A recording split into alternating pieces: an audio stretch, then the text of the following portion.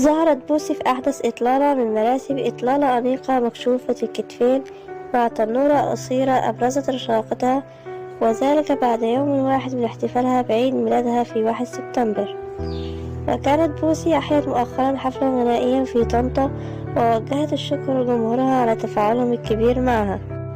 وقدمت بوسي خلال الحفل مجموعة من أجمل أغانيها التي تفاعل معها الجمهور بشكل كبير، ومنها يا دنيا تخاصمني تصالحني، مبروك عليا، هتتجوز تاني، وغيرها من الأغنيات.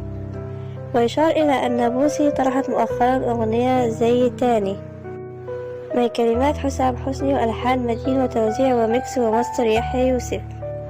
وشاركت في موسم مسلسلات رمضان 2024 من خلال غنائها أغنية التتر الخاص بمسلسل أعلى نسبة مشاهدة، وأغنية بقينا في دنيا تلاهي.